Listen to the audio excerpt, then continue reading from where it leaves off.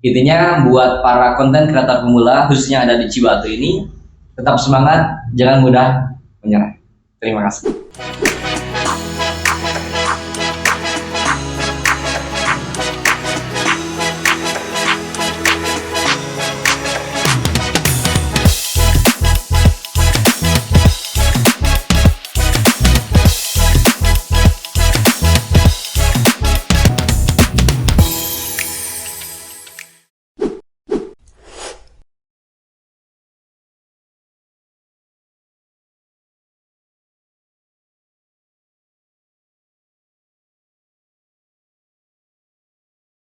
Assalamualaikum warahmatullahi wabarakatuh. Sahabat, bertemu lagi bersama saya Dedang Sugiarto di Jejak Cibatu edisi podcast. Di podcast kali ini kita kedatangan salah seorang konten kreator cover musik, yaitu di depan saya ada Kang Ridwan Nur Hakim. Kita sapa. Assalamualaikum Kang. Waalaikumsalam warahmatullahi wabarakatuh. Gimana Kang, sehat? Alhamdulillah sehat. Alhamdulillah, semoga kita senantiasa diberikan keberkahan umur, rezeki dan hidup dan kehidupannya. Amin ya rabbal alamin. Kang, sebelum kita ke materi, seperti biasa di posisi saya ini diperkenalkan diri dulu dong, Kang. Oh ya, boleh. Baik, terima kasih Kang. Di sini perkenalkan semua teman-teman. Perkenalkan saya Ridwan Hakim. Alamat saya tempat tinggal sekarang di Desa Mekarsari, di Cikarang ya, Kabupaten Cikarang, Kecamatan Cibatu ya. Kecamatan Cibatu, terus masih bujang. Masih bujang. Kuliah di mana kuliah? Untuk sekarang semester 5 kuliah di Universitas Muhammadiyah Bandung. Muhammadiyah Bandung. Semester 5 jurusan apa nih, Kang? Sekarang alhamdulillah di jurusan Teknik Informatika. Teknik Informatika. Iya. Oke Kang, Akang ini kan sebagai konten kreator cover lagu ya. Ya. Nah, sejak kapan sih Kang Akang menekuni tentang cover lagu ini? Awal mula berada di konten kreator ini sih, pertama sih mulai dari awalnya tuh sejak SMA gitu. Nah, sejak kelas 2 SMA saya mulai tertarik di dunia musik karena kebetulan basicnya di keluarga saya tuh suka musik gitu. Suka musik mulai dari om, kakak dulu almarhum, terus kakak, ayah juga suka semua musik gitu. Kebetulan kan di rumah juga ada sound systemnya gitu. Nah, jadi saya tertantang buat belajar musik gitu ya, mulai nyanyi, mulai belajar cover. Itu umur di berapa tahun, Kang? Itu umur sekitar 18 tahunan lah. 18 tahun ya. Keluar SMA berarti ya. Ya, mulai serius gitu.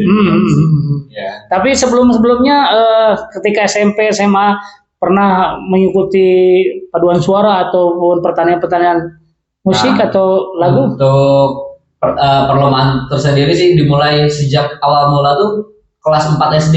Oh, 4 SD sudah mulai.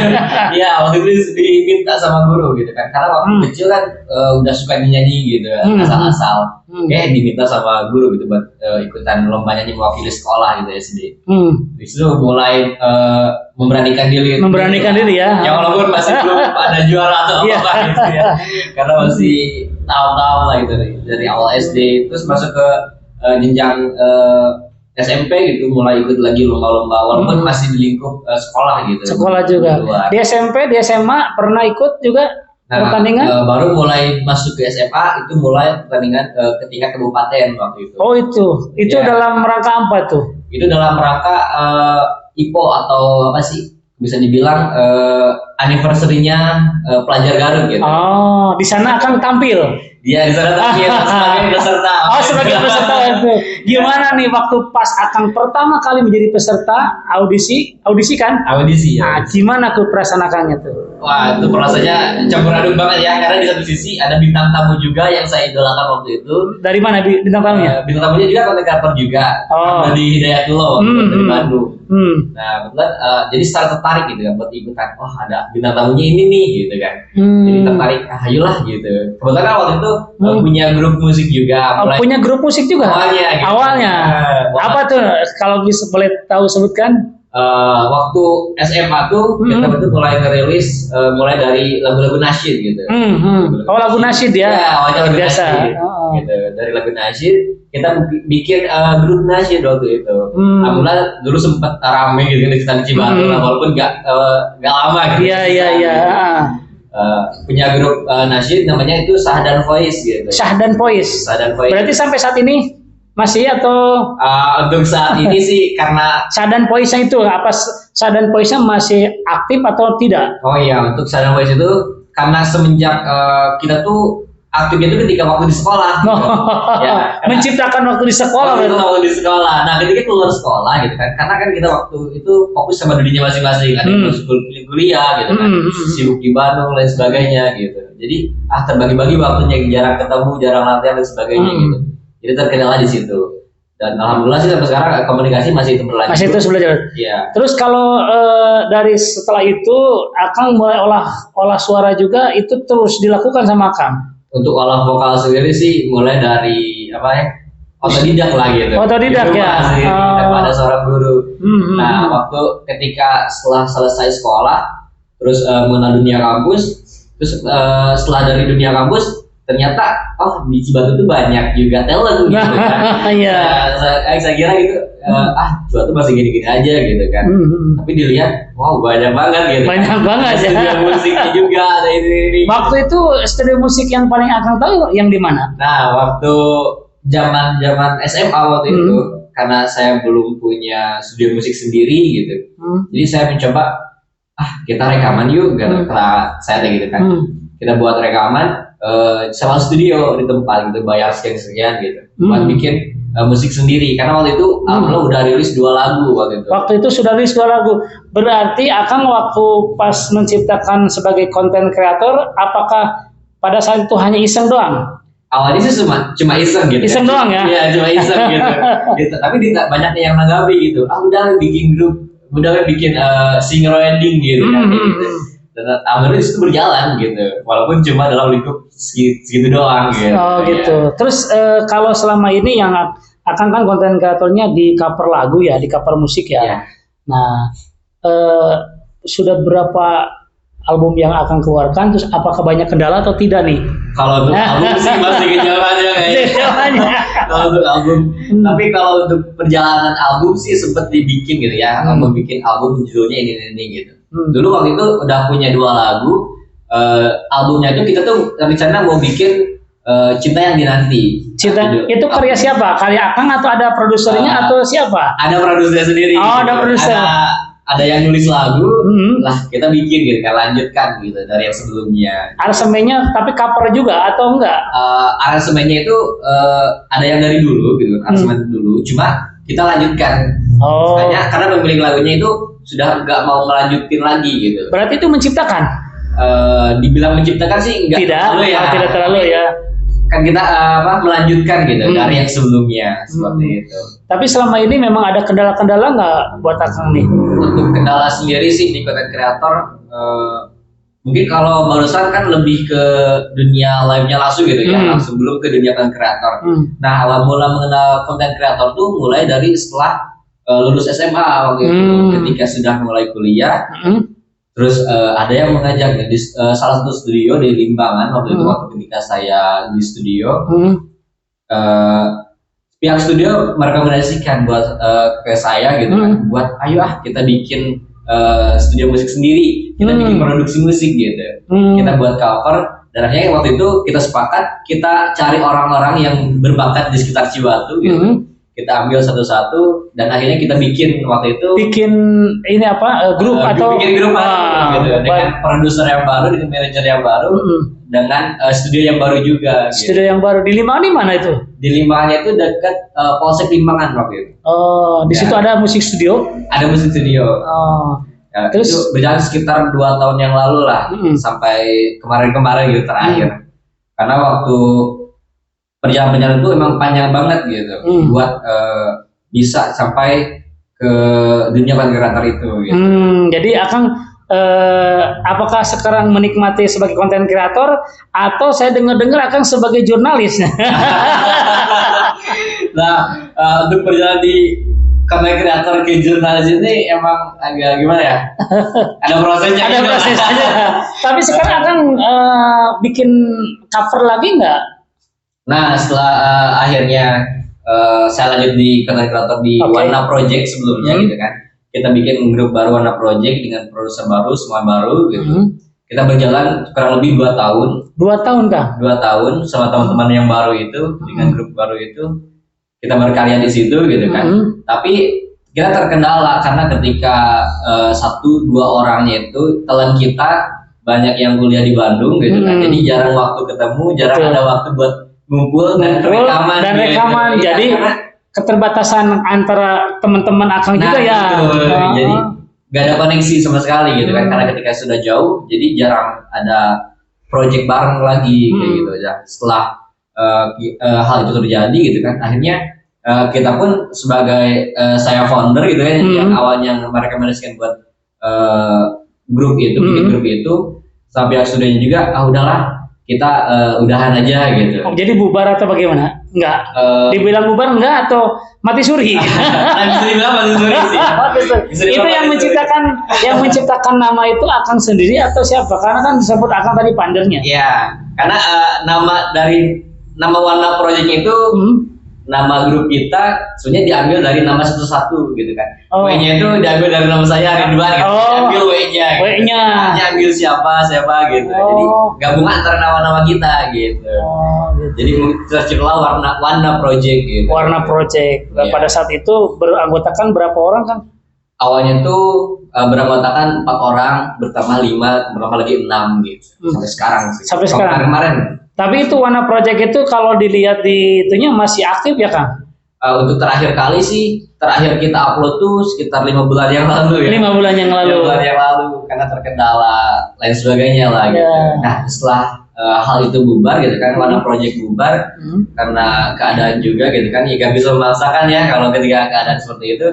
Jadi ya sudahlah, terima padanya dan hasil saya kembali fokus ke dunia perkuliahan. Dan setelah dunia perkuliahan ada yang ngajak lagi, tapi bukan jadi seorang content creator lagi gitu. Ini sebagai jurnalis. Sebagai jurnalis ya jauh gitu. Ya. Ini adalah The Story, rasanya enak dan tidak mimpi-mimpiin. Tapi Kang, kalau saya lihat dari cover-cover Akang, nanti saya juga mau Akang bernyanyi lah ya. Boleh.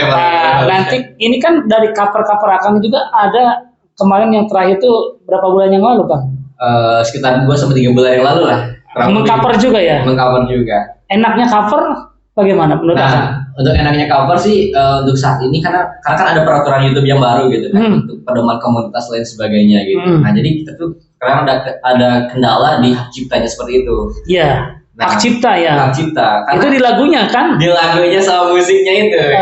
Karena kan ketika kita ambil nada yang asli dari penyanyi aslinya, terus kita ambil tanpa ada impersonate atau improv lah dari sebuah lagunya itu, makanya terciptalah hak ciptanya itu. Hak cipta muncul gitu. Itu bagaimana menurut Akang nih? Apakah akan menghambat monetisasi atau bagaimana menurut Akang? Menurut saya sih untuk hak cipta ini emang tentunya menghambat sekali untuk monetisasi, karena ketika kita sudah punya konten yang terkena hak cipta itu sulit sekali gitu kan buat upgrade ke monet gitu. Jadi ya alhasil ketika kita sudah siap buat monet, terus kita take down terlebih dahulu. Iya betul. Atau ketika gak di take down itu dihapus dulu di publiknya gitu. Musiknya kita hapus dulu, terus kita up dengan penonton yang ada seperti itu. Berapa subscriber? Untuk terakhir kali, karena kita kan punya 2 YouTube ya. Yang pertama itu YouTube yang benar-benar dari nol banget. Itu sampai sekarang jumlah subscribernya itu ada 300 subscriber. Tapi untuk YouTube yang lama, yang awal-awal banget saya mulai aktif content creator, sudah 47.000 subscriber. Luar biasa. Ya. Dengan jam tayang kan? Dengan jam tayang waktu itu sudah sampai 15 juta lebih. 15 juta lebih? Ya. Tapi karena ada kesalahan di server YouTube yang awalnya itu yang 47.000 subscriber, dan hasil saya jam tayangnya 15 juta itu di take down. Di take down sampai? Di take down karena ingin mengajukan monet. Karena kita nggak bisa ngajuin monet karena ada hak cipta waktu itu. Hak ciptanya hampir semua? Hampir nggak semua sih. Ada sebagian lah. Cuma sebagian besar yang penontonnya banyak itu terkena hak cipta seperti itu. Terus Akang sendiri ada keinginan lagi nggak untuk berkiprah lagi di content creator? Walaupun sekarang sudah ditawari dengan seorang jurnalis. Ya. Nah untuk tawaran seperti itu sih memang sulit ya, karena di satu sisi emang konten itu emang hobi saya gitu kan, hobi saya di dunia digital gitu kan, di dunia konten ya tidak ada tentang konten gitu kan. Nah jadi pastilah untuk konten kreator akan saya lanjutkan dan untuk pekerjaan juga pasti nggak akan saya sampingkan juga. Karena itu berarti dua-duanya mau jalan. Dua-duanya mau jalan. Kalau saya ke jurnalis, katanya baru ya jurnalis ya? Ya, saya di dunia jurnalis itu baru banget ya, sekitar 2 mingguan yang lalu lah gitu. Bergabung sama jurnalis. Disebutkan medianya, boleh? Oh ya, sekarang saya bergabung di Garut Intan News yang berada di Garut Kota. Tempat kantornya itu ada di apa sih? Perumahan Pataruman. Perumahan Pataruman itu yang ownernya orang mana? Owner itu orang Cibatu. Orang Cibatu juga ya. Kang Iing kiper perjalanan. Oh iya, itu calon dewan ya? Iya, calon dewan dari PKS. Okay. Beliau founder dari Garut Intan News dan alhamdulillah saya direkomendasikan Garut Intan News itu karena beliau gitu. Oh, berarti Akang sebelumnya udah tahu atau yang sudah pernah kenal? Sebelumnya tuh saya belum kenal sama sekali sama. Tapi direkomendasikan sama temen? Enggak, jadi ketika waktu itu saya ketemu kan sama Kang I karena Kang I waktu itu lagi sosialisasi di daerah Mekarsari waktu itu. Nah, bahkan saya ikut ada di situ gitu. Nah, ketika saya bertanya, Kang, saya punya kendala di sini. Ketika saya menyampaikan kendala saya di konten kreator gitu kan, di dunia digital juga, dan alhasil Kang I mau memfasilitasi gitu, memfasilitasi apa yang kurang dari konten kreator yang saya buat, memfasilitasi apa yang belum lengkap lah, belum sempurna gitu. Akang sebagai apa di sana? Waktu itu saya di mana? Di jurnalisnya, di Intan Newsnya. Ya.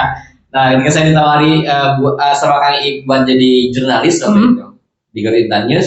Ketika saya masuk di Garut Intan News, saya langsung ditawari, udah kamu bagian server aja di IT support waktu itu. Nah, sampai sekarang alhamdulillah saya di IT support. IT support ya. Luar biasa. Tapi IT support sekaligus editor. Editor juga. Editor buat kali kreatornya gitu. Luar biasa gajinya dong. Tapi Kang, kalau menurut Akang nih saran-saran bagi para pemula untuk yang cover-cover lagu nih.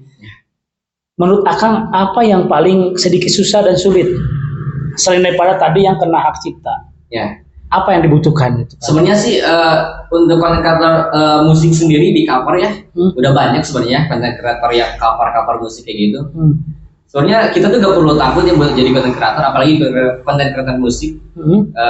Memang ada kendalanya itu di hak cipta, tapi kan di satu sisi itu memang sebuah karya ya buat kita. Kita bisa upload sendiri karena ketika kita sudah mengeluarkan karya, menghasilkan karya, disitulah kita merasa wah kita tertantang, kita bisa menyalurkan hobi kita gitu di situ sebagai content creator, sebagai penyanyi khususnya seperti itu. Jadi jangan takutlah buat jadi seorang content creator, seorang content creator musik. Jadi jangan takut ya bagi para pemula ya. Bagi para pemula tentu. Pokoknya apapun rek alus cekas seorang Sunda, rek alus rek goreng, pokoknya bikin. Lanjut bikin. Intinya sih dalam konten itu harus konsisten, karena kalau gak konsisten itu lama banget. Betul. Ya seperti kita juga ya untuk Jejak Cibatu, alhamdulillah selalu konsisten. Ya alhamdulillah Jejak Cibatu sendiri saya sudah lihat banyak progresnya gitu, masya Allah sekali ya dari awal mula saya lihat gitu di Jejak Cibatu ini sampai sekarang wah keren banget gitu. Alhamdulillah. Untuk Jejak Cibatu mantap. Alhamdulillah. Oke Kang, saya mau dengar suara Akang nih. Boleh dinyanyikan satu lagu atau ya terserah. Lagu apa? Terserah Kang yang bagus ya, yang menurut Akang sudah ini familiar buat saya itu gitu kan. Mau request silakan, mau apa lagunya boleh. Menurut Akang ya kena silakan. Oke. Ya ini sahabat Jejak Cibatu, salah satu konten kreator kita cover lagu. Hari ini kita akan mencoba mendengarkan langsung di Jejak Cibatu edisi podcast. Oke. Sorry ya teman-teman, saya juga masih belajar gitu buat di dunia musik, buat menyanyi juga. Jadi maaf kalau ada false sedikit. Oke. Saya coba nyanyi lagu Afgan aja deh. Coba. Mau langsung rap? Langsung boleh. Terserah Kang. Boleh. Saya dengarkan. Cintaku bukanlah cinta biasa. Jika kamu yang memiliki dan kamu yang temaniku seumur hidupku. Bagus, luar biasa. Oke, alhamdulillah barusan kita sudah dengar ya sahabat, luar biasa suaranya. Nah, mudah-mudahan nanti semakin kalau Akang dua-duanya mau dijalankan, covernya juga semakin berkembang terus ya Kang ya. Pesan dari Akang, statement closing untuk yang konten kreator buat Akang yang pemula ataupun Akang sendiri. Oke, untuk closing statement di podcast kali ini, untuk para konten pemula kreator, tentu ada beberapa poin yang perlu kalian lakukan. Gitu. Pertama itu konsistensi, kedua kesabaran, kedua jangan mudah puas dengan konten yang ada, keempat terus tingkatkan lagi kualitas, kemudian hasil-hasil yang lainnya itu jangan mudah puas. Karena untuk berada tahap-tahap yang level selanjutnya itu nggak mudah. Perlu keseriusan dari kita, perlu konsistensi dari kita, semua tergantung dari kita. Intinya buat para konten kreator pemula khususnya ada di Cibatu ini, tetap semangat, jangan mudah menyerah. Terima kasih. Oke, sahabat Jejak Cibatu, barusan alhamdulillah sudah statement closing dari konten kreator Kang Ridwan Hakim. Saya petik juga terakhir dari saya bahwa untuk menjadi seorang konten kreator itu dibutuhkan kesabaran, konsisten dalam apapun, baik itu membuat video apapun ataupun mengupload video, itu harus tetap konsisten. Jangan patah semangat, terus semangat dan terus semangat. Endingnya kalau kita terus semangat, insya Allah kita akan menghasilkan uang. Terima kasih Dadang Sugata yang bertugas, dan di depan saya narasumber kita, bintang tamu kita, Kang Ridwan Hakim. Terima kasih sudah di studio kami. Mudah-mudahan nanti kita bisa bertemu kembali ya. Saya ucapkan Assalamualaikum warahmatullahi wabarakatuh. Waalaikumsalam warahmatullahi wabarakatuh. Terima kasih Kang.